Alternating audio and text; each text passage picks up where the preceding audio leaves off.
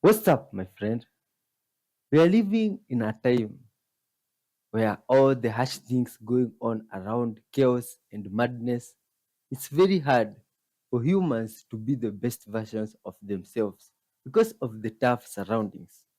But here, my friend, on this channel, Happiness Headquarters, we try our best to give peace to all earthlings, ensure that they all live united as one people, my friend, full of honesty, loving towards one another, able to forgive my friends, and constantly asking for forgiveness from their creator.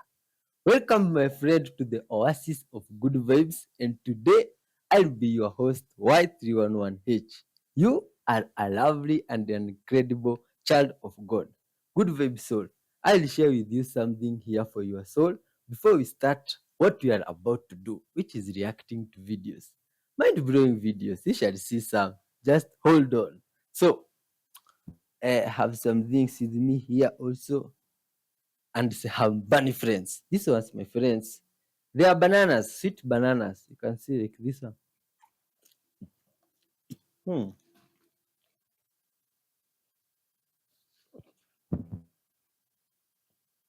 Hmm.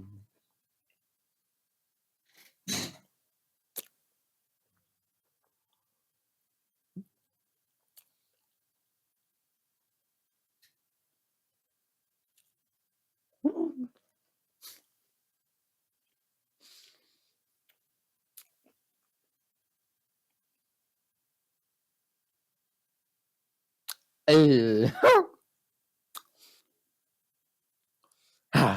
That's why they are called the sweet bananas. These things are sweet. But now I got them from our home. There's a whole bunch there. My friend is seeing me almost munching the whole of this bunch, and I'll share with him this one. You see, take one for the bunnies. My friend, get some for yourself here.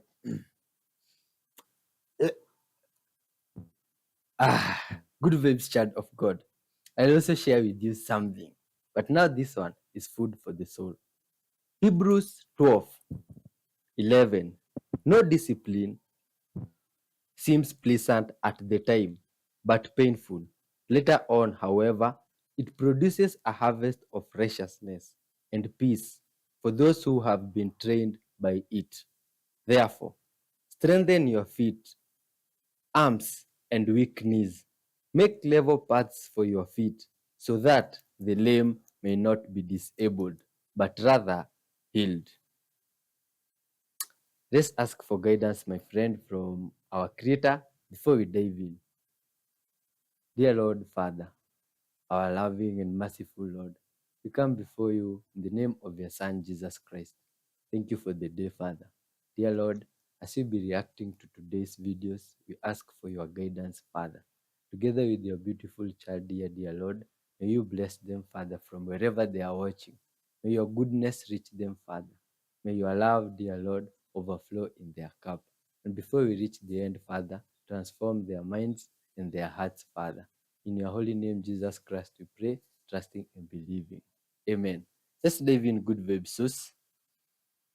Oh, so you thought what was discovered under the Great Pyramids was a one off thing and we were going to be done with it? Well, guess again, because what was just discovered under Angkor Wat in Cambodia might just blow your minds. And if you guessed the exact same structures that are underneath the pyramids, well, then you guessed correctly. Because yes, these scans have indicated the exact same type structures underneath Angkor Wat in Cambodia. Now, here's the thing. Some suppressed scripts have been translated stating that Angkor Wat was never built for religious purposes. It was in fact grown by an advanced race known as the Star Kings. We're not going to go into that in this video, but here's the other thing. It also states that Angkor Wat is one of 4 world engine sites. One of 4 meaning Angkor Wat, the Great Pyramids, Teotihuacan, and a site that's submerged under the coast of India. Off the coast of India. Now, these world engines were meant to ignite during a cosmic alignment, therefore opening a world portal to what is below. I don't know what's below, but I think that's fantastic. Now, these also were supposed to allow everlasting world energy throughout our entire world, as well as transportation and healing. So I find this to be absolutely fantastic news because I believe in the days to come, or at least the months to come, we're going to find out that all these religious sites aren't religious sites, but they're portals. Portals to something beyond our own thought process. Now, tell me what you think. Have you heard this? Drop it in the comments. Remember, I'm not here to tell you to believe one thing or the other, so leave what you will, take what you want.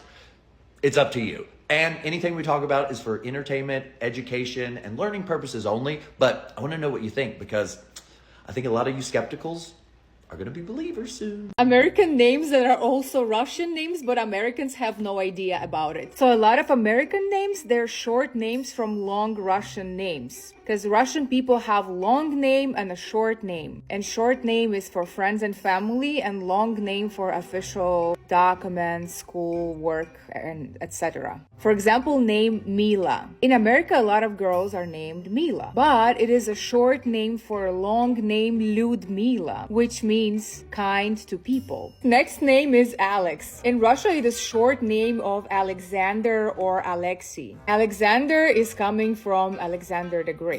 Alexei is really old Russian Empire name. Next is Lana, like Lana Del Rey. The full name for Lana is Svetlana. It means woman that brings light. Next one is Anna, Hannah, Annie. It is also a very common Russian name, Anna, just different writings of same name. Next is Nina. Nina is actually very old Slavic name. A lot of Russian grandmas will be named Nina. It's more like Soviet Union name. Nico, Nicholas, full name is Nikolai. Remember the Russian Tsar Nikolai II? Nicholas is a short name of that name. Misha in Russian is actually man's name, and the full name is Mikhail. Let me know in the comments if you want part 2, because there are so many names. Never, and I mean never, trust a guy who does this. Because if he does this, I don't care if you want to marry him. I don't care if you're in love with him. I don't care if you're picking out the wedding cake and you already went to Los Cabos for your bachelorette party. You gotta walk away after this, okay? You never trust a guy who, when he gets mad at you, decides to attack something personal you told him, something you were vulnerable about. Whether it's an insecurity, a private moment, that's a major red flag, okay? So I don't care if he says, I was just upset. No. That's childish. That's immature. And if he's using your insecurities against you the second he gets mad, you gotta run. That's not love. That's manipulation. That's playing games. If he can't handle his emotions without throwing your private stuff back at your face, you know what that means? He's gonna keep doing it. So you can never trust a man who's going to attack your vulnerabilities when he gets mad. If you get rejected instantly, it was the wrong job for you. If you get rejected in a day, it was the wrong time. If you get rejected in a week, it's your resume.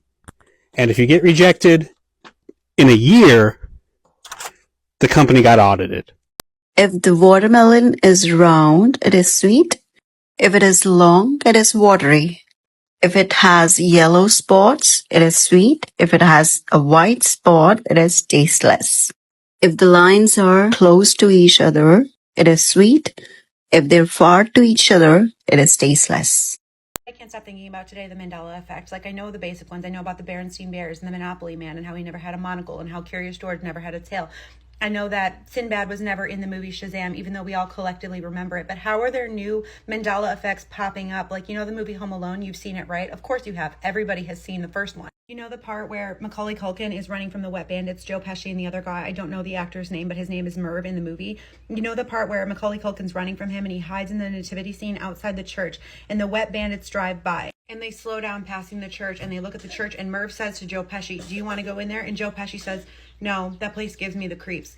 He never said it. He never said it. I heard this and I was like, of course he said it. I know that movie like the back of my hand. It's my favorite Christmas movie. So immediately I went to watch it. He never says it. How am I just hearing about this? Why do I remember it? I said this to my husband. My husband was like, no, he absolutely says it. I was like, watch this scene. He doesn't say it. I know other people out there remember him saying it too. I'm just saying, how are there new Mandela effects? How have I never heard of this? We've all heard of the basic ones. How am I just now hearing about this Home Alone one? Are we actively changing timelines? Is this a giant psyop where they're going in and editing things from the past to make us think that things were different than they were? Is this an active gaslight campaign? What is going on? I need to know that somebody else remembers this. Is our water supply poisoning us? Utah has become the first state in the United States to ban fluoride in community waters. This law was signed yesterday and will go into effect on May 7th.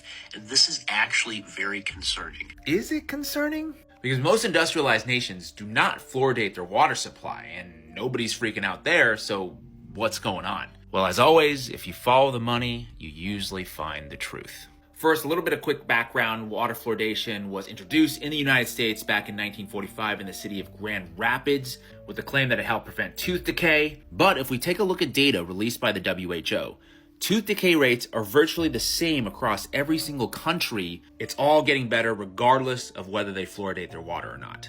But for the countries that are adding fluoride to their water supply, like the United States, there are more and more studies coming out, just like this one, finding that fluoride has a negative impact on cognitive development, specifically a drop in IQ. Not a subtle finding, they say. More than 50 studies show this consistent association. Not ideal, I would say. So why does Dr. Zachary Rubin, who I have nothing against, and I'm sure he's a good doctor, why is he claiming that not fluoridating the water supply is concerning? Well, it turns out from time to time, Dr. Zachary Rubin is called upon to, let's say, shill for corporate science. In this case, guest hosting a podcast with Thermo Fisher Scientific, which is a $200 billion biotech and pharmaceutical company. And Thermo Fisher Scientific just happens to make millions of dollars every year selling testing equipment to monitor fluoride levels in municipal water systems. So possibly a little bit of conflict of interest here. Also, let's talk about how the fluoride in our water literally comes from hazardous waste. The fluoride that they get is a byproduct of the phosphate fertilizer industry, and it's called hydrofluorosilicic acid. So as a byproduct of the phosphate fertilizer industry, it's considered a hazardous waste, and it's very expensive to dispose of. Yeah, this is literally what they're putting into our water supply. In 1983, the EPA called this an ideal solution to a long-standing problem. So since then, companies like Mosaic, which is formerly part of Cargill, has been selling this hazardous waste byproduct to municipalities instead of paying to dispose of it as hazardous waste. And finally, we have organizations like the ADA, the American Dental Association, running cover for these chemical companies, in part because they are funded by those very same companies, and then they're out to defend water fluoridation. And that's how we turn something that I'm sure was once well-intentioned into an industrial complex where we are mass medicating people. But hey, they call me a conspiracy theorist, so what do I know? I'll give you some free legal advice. If you ever have a child support obligation against you, which I hope you never do, and you have to pay it and you don't have the money to pay it, like if you're supposed to give her $2,000 a month and you don't have $2,000, don't give her $1,000. Give her $1,226.37. Because then when we get in front of the judge, we can say, Judge, I had $1,000. I borrowed $200 from my cousin. I found $32 under the mats of my car. This is everything I have. Because what people do is if you gave 1,000, why didn't you give 1,001? If you gave 1,500, like a round number, it just looks like you're full of shit. There are a lot of unspoken traits of highly intelligent individuals that people just don't associate with high intelligence. If you're highly intelligent, chances are that you feel things very, very strongly. It might be something that's really, really beautiful that just brings you into tears, or maybe some injustice feels so wrong to you that it brings you to tears. And this is also the reason why a lot of highly intelligent individuals face problems with their emotions.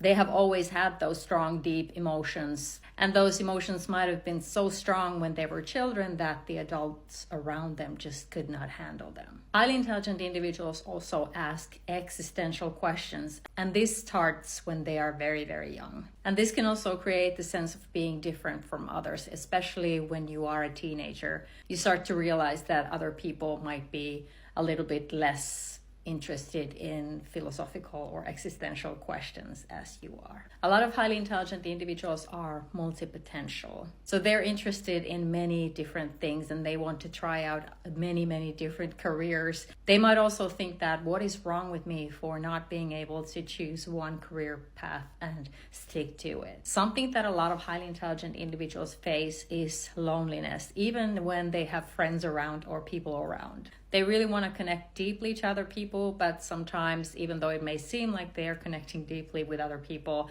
it might be that they are not because their mind is just on a different wavelength.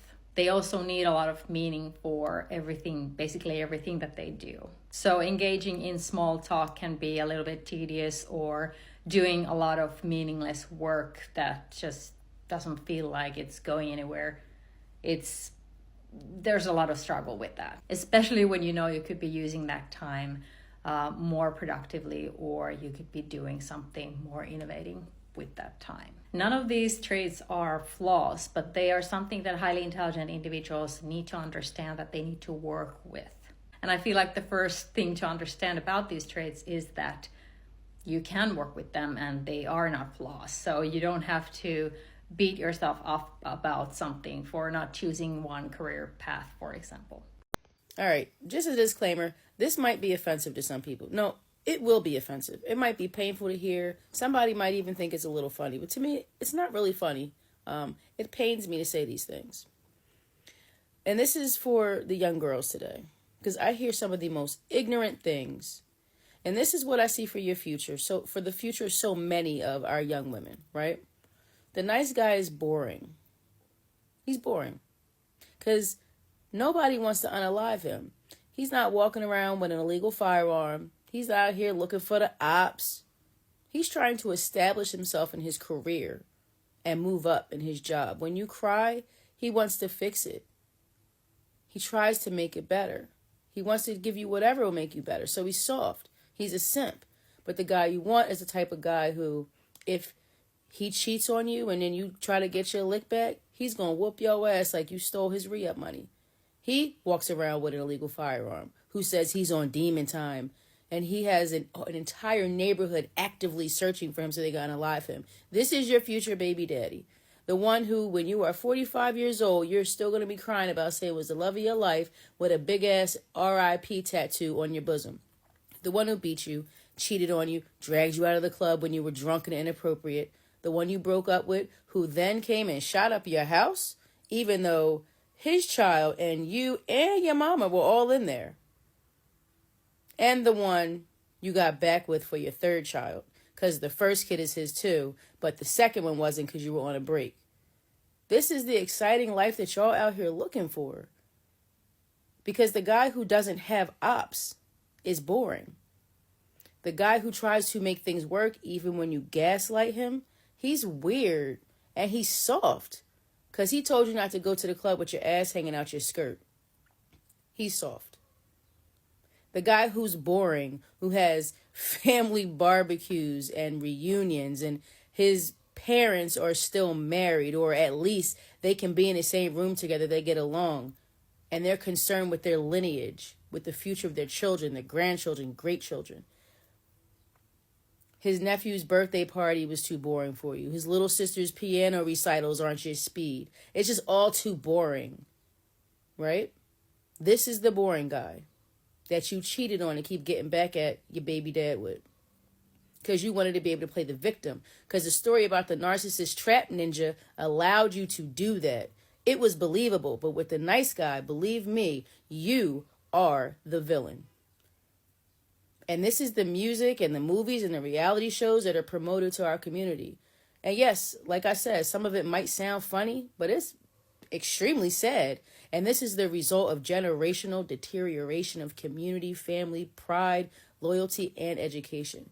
And if you don't know, your kids will repeat it, and their kids will repeat it, and they'll just keep going and going and going and going. Sad. Do you know what this means?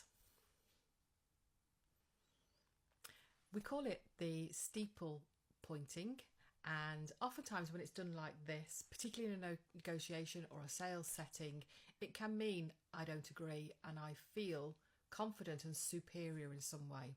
If it's seen like this and you're in a meeting, the person who's doing it is normally the person who is the powerful person in the room, the one who's got the decision-making power. And when they do this, you'll only see someone senior in the room doing this. When you see them do this, they're getting ready to shoot down someone's ideas. I keep saying women on social media saying that their men are passive or indecisive about what they want to eat. That ain't what it is. Men don't want to dedicate any mental resources to thinking about food. If you ask a woman what she wants for dinner, she says, I don't care. You pull up to the taco spot, she's going to look over at you and say, honey, I wasn't really in the mood for tacos. You ask a man what he wants for dinner, he says, I don't care. You put a plate of meatloaf in front of him, he's going to look up and say, thank you, honey, this looks delicious. He's going to eat it all, and he's going to get an extra helping. Just to show you how much he supports you, just putting something on the plate and taking that off his plate. Pun intended. Men don't want to think about no food. When men say they want a woman that can cook, what they're really saying is they just want a woman that manages the meals and the food and the grocery shopping and the meal planning, because they don't want to have to think about that. If there's money in the budget, if your family got it like that, that man don't care if you Uber in some food. That man don't care if you order in some food. It ain't about you standing in the kitchen with an apron on. He don't want to have to think about it. Y'all make stuff too hard. You know what the man like. Take one of them regulars off the roster, put it on the plate, and get on with it. Not that hard. It's really not. Let's watch this video together. Have you ever wondered where the Israelites got enough gold to make the golden calf in Exodus? Because up until that point, they had been slaves for 430 years. And if you read in Exodus, towards the beginning in chapter 3, when Moses encounters the Lord as the burning bush, the Lord gives Moses a message to bring to the Israelites.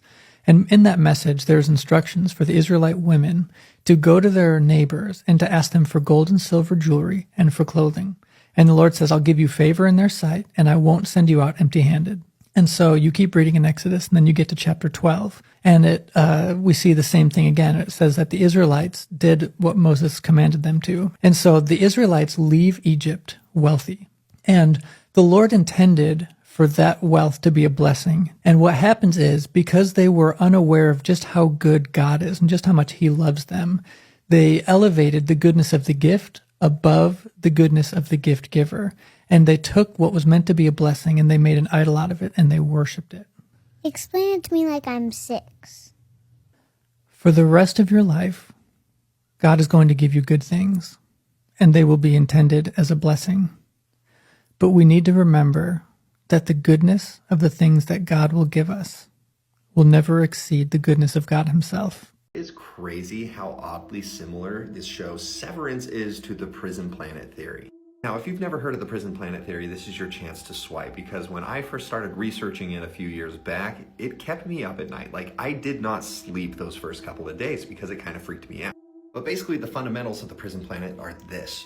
Earth is a prison where humans are being farmed. What is being farmed is your energy, specifically your negative energy, which is called loosh. In the same way that we consume the energy of plants and animals so that we can sustain life, the prison planet theory states that there are interdimensional beings outside of us that need our energy to sustain their life. What's crazy is throughout history, there are many people that believe this. You could look at Gnostic Christianity, certain sects within Hinduism, Buddhism. What's crazier though is that there's modern like astral projectors, mediums, psychics, different people who have also confirmed that this is a prison planet. People who have had out-of-body experiences that say this is a prison planet.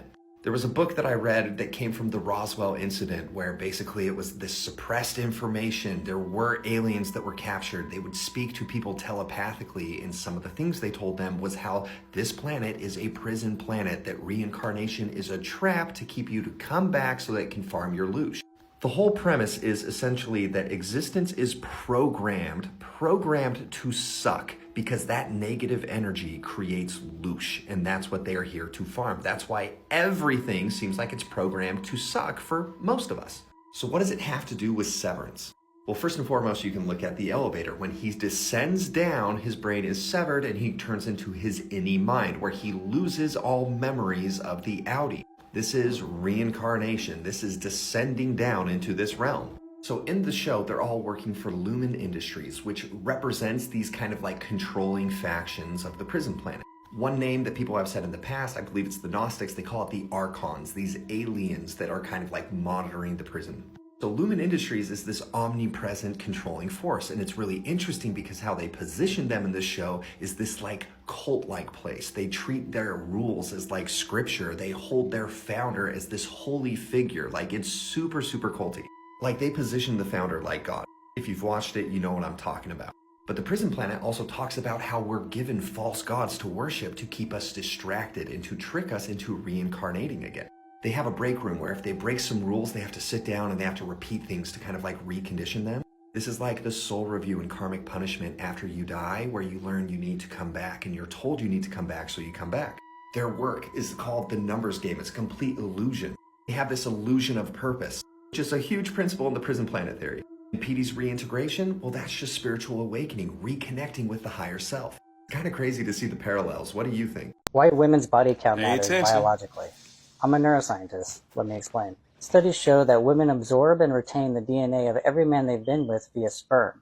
This foreign DNA has been found in the brain, organs, and reproductive system, but nobody talks about the consequences. And that DNA isn't just stored, it's used in creating future children. A woman's past men leave a permanent biological imprint. Making shit up. Ever wonder why some kids resemble an ex more than their father? This is usually why. While the father provides most of the DNA, genetic material from past men is also used. And it's not just looks. Physical and mental disorders can be passed down as well. The more men a woman has been with, the higher the risk of negative mutations in her future children. So ladies, your past doesn't disappear. Every man leaves a mark on your body and your future children. And fellas, think twice before having a child with a woman who's been with too many men. Yeah, I can't because be you like won't be men. the only one shaping that child. Disturbing? Alarming? Let me know in the comments. A black horse wandering around in the snow. Do you see it walking towards you or away from you? Or are you one of the tiny number of people who can make it do either of those things with your brain? Please let me know in the comments, either put towards, away, or both, and I'll be very grateful indeed. As always, thank you, and follow if you like this kind of thing. As a person with ADHD, you want to know why I love talking to people with ADHD rather than neurotypicals? When I'm talking to someone with ADHD, there's no such thing as interrupting. That's called conversation. Like if I'm talking and you have a thought to add to my thought in the middle of my thought, you can absolutely stop what I'm saying to start saying what you're saying. And in the middle of what you're saying, if I have something to say, I can just say what I want to say in the middle of you talking, and we just keep going back and forth and adding on to each other. But normal people call this interrupting and rude and not very nice in conversation, but that's how I like conversation, and I enjoy having conversations with people that think like that. Here's a simple sign that somebody was raised right, like that they are a decent human being. And this goes back to a simple rule from the Russian author Tolstoy, in which he writes, "The sign of a good person is that they can bring out goodness in other people." And what he meant is that it's not about expecting perfection. It's about being gracious when confronted with other people's imperfections. As Chekhov once wrote, good manners isn't about never spilling on the tablecloth, it is about pretending not to notice when somebody else does. And what he therefore meant is that there are two types of intelligence. There's the intelligence that comes with critical thinking, and then there's the emotional intelligence that comes with empathy and compassion. When you treat other people as you would like to be treated as well, which is to say when you recognize that everybody is undergoing something, that everybody is fighting a battle, and that often the hardest ones are those that are invisible to see, that's when you can treat people with compassion and dignity. Being raised right and being a decent human being is about treating other people as you would like to be treated as well.